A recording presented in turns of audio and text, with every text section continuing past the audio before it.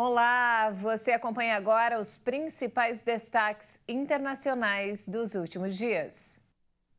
O Ministério do Interior do Irã anunciou as primeiras prisões como parte da investigação sobre uma série de envenenamentos de várias estudantes.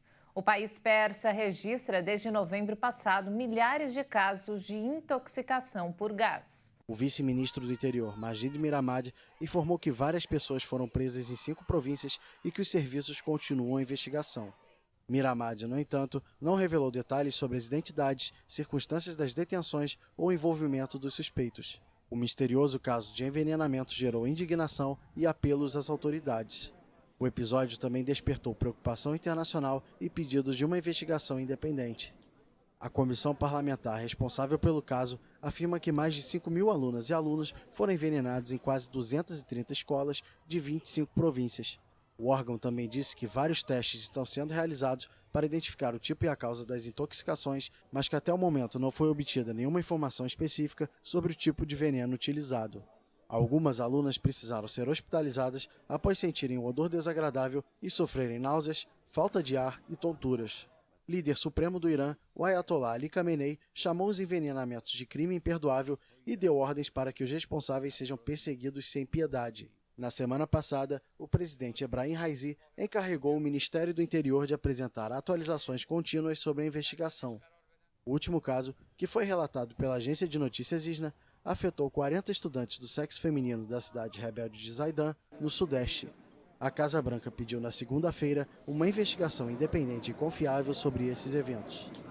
Um mês após o devastador terremoto na Turquia e na Síria, que deixou cerca de 50.000 mortos, o drama das vítimas está longe de ter um fim. Além de mortos, desabrigados e danos materiais, a catástrofe tem repercussões sociais, políticas imensuráveis. Os danos materiais causados pelos terremotos de 6 de fevereiro na Turquia superam 100 bilhões de dólares, o equivalente a quase 520 bilhões de reais. A quantia é resultado de um cálculo do Banco Mundial, das Nações Unidas, da União Europeia e do governo turco. Está claro que só em danos materiais o valor ultrapassa 100 bilhões de dólares. Embora as estimativas se baseiem ainda em dados provisórios, o montante será apresentado em uma conferência de doadores, prevista para 16 de março em Bruxelas, para ajudar a reconstrução. Atualmente, o apelo urgente para a construção de um fundo de $1 bilhão, lançado em 16 de fevereiro, atingiu apenas 9,6% do valor. De acordo com balanços não definitivos, o terremoto de magnitude 7,8, seguido horas depois por outro de magnitude 7,6, matou 46 mil pessoas e feriu 105 mil na Turquia. Também destruiu ou inutilizou 214 mil edifícios, alguns com mais de 10 andares, em 11 das 81 províncias da Turquia. O tremor também causou grandes danos na Síria, onde as autoridades estimam o número de mortos em quase 6 mil pessoas. E ainda falando sobre os terremotos devastadores que castigaram o sul da Turquia e o norte da Síria no início de fevereiro e impuseram dificuldades para muitos habitantes da região, em especial para as mulheres. Além do luto e do estresse, a vida improvisada nos barracos de assistência humanitária aumenta a sensação de insegurança. Selver Buyukelis, uma voluntária da Associação Mordianismo que trabalha na cidade turca de Antáquia, diz que a situação é difícil para todos, mas que as mulheres têm enfrentado grandes dificuldades desde o início e carregam todo o peso do cotidiano nas costas. De acordo com Selver, as mulheres se sentem responsáveis pela situação da família e temem mais um terremoto a cada novo tremor. Apesar do histórico sombrio da Turquia em relação à violência doméstica, ativistas e médicos consultados pela AFP não observaram mais relatos sobre o tema. No entanto, a secretária-geral da plataforma Will Stop the Feminicides, Fidan Ataselim, acredita que seja apenas uma questão de tempo até que as denúncias comecem a surgir. De acordo com a Women's Review, que compila dados sobre o feminicídio, pelo menos 37 mulheres e 39 crianças foram mortas e 793 ficaram feridas por agressões domésticas na Turquia durante o ano de 2022. As universidades no Afeganistão retomaram as aulas na última segunda-feira. mas apenas os homens voltaram para as salas porque as alunas permanecem vetadas dos centros de ensino superior pelo governo talibã. O governo talibã impôs a proibição depois de acusar as alunas de ignorar o rígido código de vestimenta para as mulheres e a exigência de serem acompanhadas por um parente do sexo masculino na ida e na volta do campus. Vários líderes talibãs afirmaram que a proibição às mulheres é temporária, mas também não autorizaram o retorno das jovens às escolas do ensino médio, fechadas há mais de um ano. O governo apresentou várias alegações para o fechamento dos centros de ensino, que vão da falta de recursos até a necessidade de tempo para ajustar o currículo aos ensinamentos islâmicos. A realidade, de acordo com algumas fontes do Talibã, é que os clérigos ultraconservadores que aconselham o líder supremo do Afeganistão, Hibatullah Akhundzada, são profundamente céticos a respeito da educação moderna para as mulheres. Desde que retornou ao poder, o Talibã excluiu as mulheres da vida pública. Elas foram afastadas do mercado de trabalho e muitas são relegadas a permanecer em casa, recebendo uma fração de seu salário.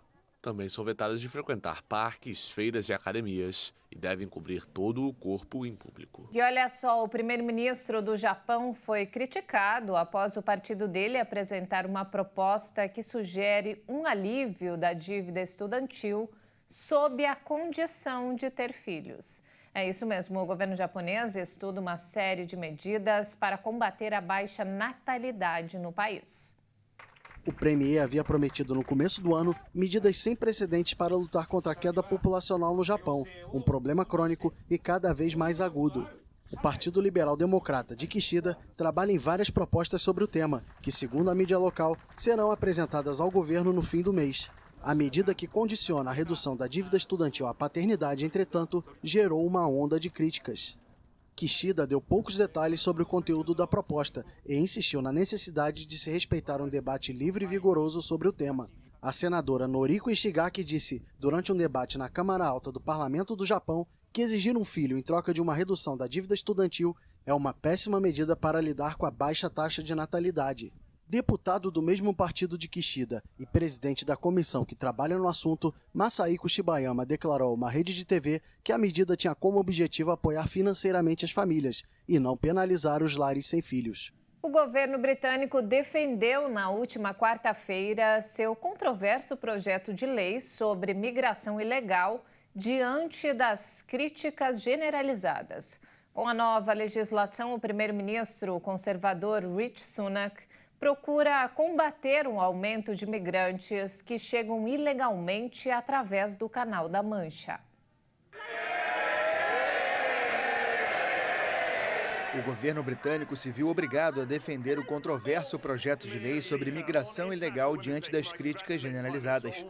Com a nova legislação, o governo do primeiro-ministro conservador Rishi Sunak procura combater o forte aumento de imigrantes que chegam ilegalmente em pequenas embarcações que atravessam o Canal da Mancha a partir da costa francesa. Na sessão semanal de perguntas na Câmara dos Comuns, Sunak afirmou que a prioridade do povo é interromper as chegadas irregulares pelo mar. Ele também prometeu acabar com os grupos criminosos responsáveis pelo tráfico de imigrantes. O texto proíbe as pessoas que chegam ao país pelo Canal da Mancha de solicitar asilo e de se estabelecer no país ou solicitar a cidadania britânica, além de facilitar a detenção de imigrantes até que sejam expulsos para um terceiro país considerado seguro. Pelo Twitter, o primeiro-ministro também fez questão de ressaltar que imigrantes ilegais não vão poder se beneficiar das proteções à escravidão moderna. O alto comissário das Nações Unidas para os Direitos Humanos, Volker Turk, expressou profunda preocupação com o projeto, que considerou uma contradição com as obrigações assumidas no campo dos direitos humanos.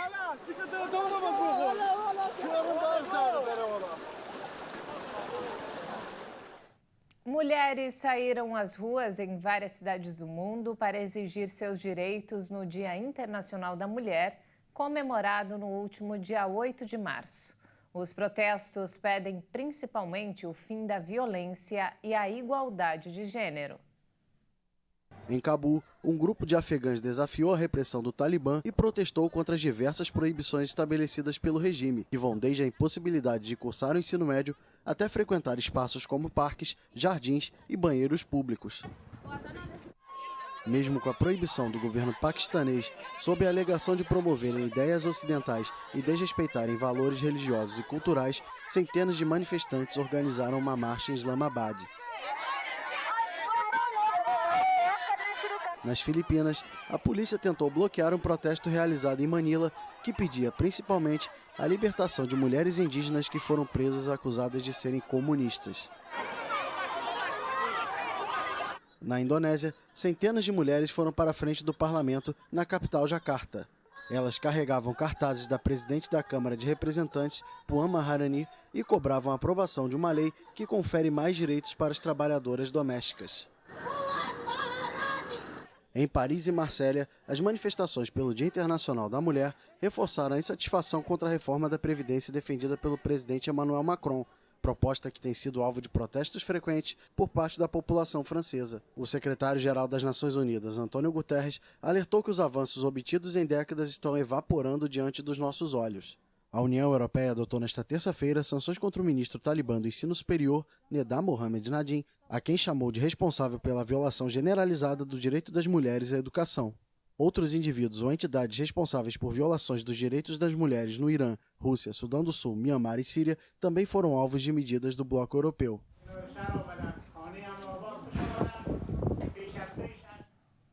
Dados da Agência Internacional de Energia mostraram que as emissões de gás carbônico derivadas de combustíveis fósseis aumentaram em 2022 e atingiram um nível recorde.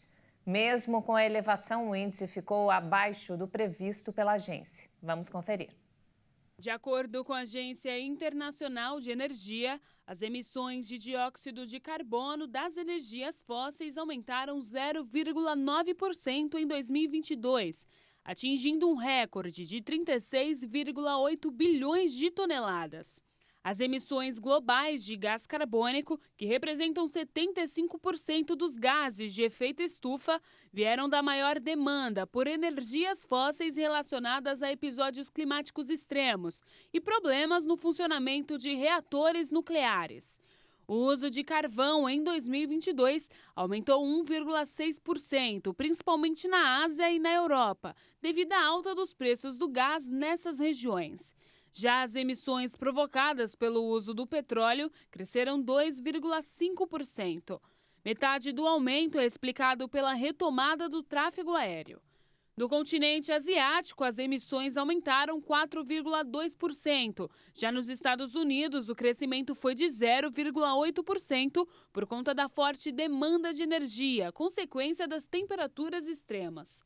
Apesar do aumento, a agência afirma que a taxa de lançamentos ficou abaixo do esperado, já que a ampliação do uso de energias renováveis, como solar e eólica, e o uso de veículos elétricos frearam o crescimento das emissões. Na União Europeia, por exemplo, os lançamentos de gás carbônico caíram 2,5%.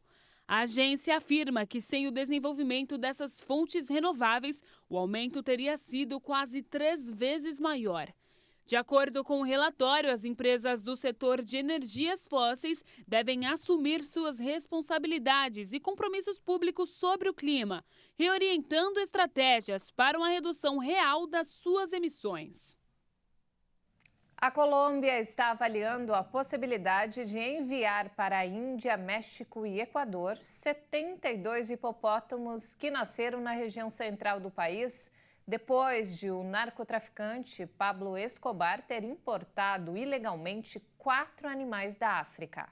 O envio dos animais faz parte de um plano de controle de espécies invasoras.